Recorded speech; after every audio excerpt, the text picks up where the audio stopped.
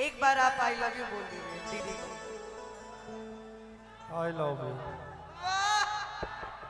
तमें हरी मिल लबिया हमारा गाय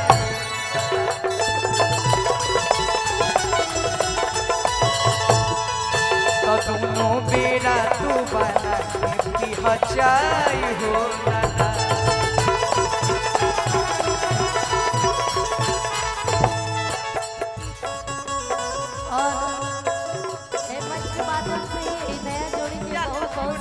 शुभकामना देवल चाह। मैं तो भाभी भैया शुरू से बोलती आ रही हूँ, तो मैं भाभी भैया ही बोलूँगी आ रही हूँ। माय गॉड, आप दीदी जी आज बोल, मैं भाभी भैया बोल रही हूँ ऐसे। तो आप दोनों को बहुत सारी शुभकामनाएं शादी की, इस नए जीवन की शुरुआत की बहुत सारी शुभकामनाएं। और एक लाइन हमारा याद आई, जब आज के बाद दीदी अपना ससुराल गई है, सॉरी भाभी अपनी, तुम्हारी दीदी मेरी भाभी, मैं शुरू से ही बोल रही हूँ। जब अपने घर जाएंगी तो एक लाइन कहेंगे, जानते हैं क्या?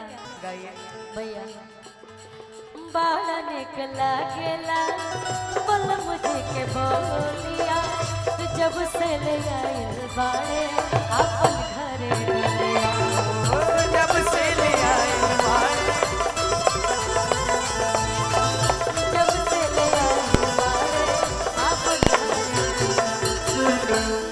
कौनो भी लड़की के ये ख्वाहिश वाला रहे हैं कि जैसे हमार ब्याह होता हमार जीवन साथी अच्छा मिले। नैहरे में माई बाप अगर बढ़िया बा तो समझा तो पूरा संसार बढ़िया बा, ससुरा में अगर अपन पति बढ़िया बा तो समझा कि सब तू संसार जीत लेला। सही बात। बाड़ा निक लागेला बोल मुझे के बोलिया, जब से ले आई बाड़ा अपन घरे डलिया, जब से ले आए बाड़ा।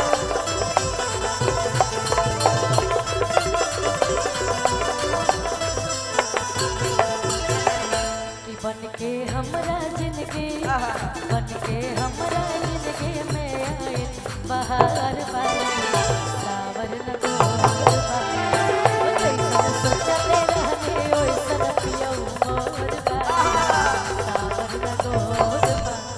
भैया तब बाटी क्या लगा? जुल्म बहुत अच्छा जवानी, बाटी जुल्म जवानी, तब बाटी जुल्म जवानी, चंदा की चकोर बाटी, सावरना और बाटी हो, जैसन सोचले रहनी ओइसन धनिया और बाटी, सावरना और बाटी हो।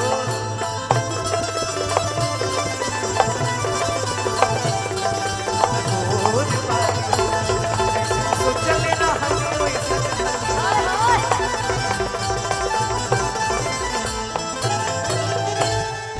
चलिए आप लोग बैठ जाइए, बहुत देर से खड़ी हैं, बहुत सारा रस्म भी बाकी है। हाँ पीछे रस्म आप चालू क्या करवा। इसके लिए बहुत नीचे लग रहा है।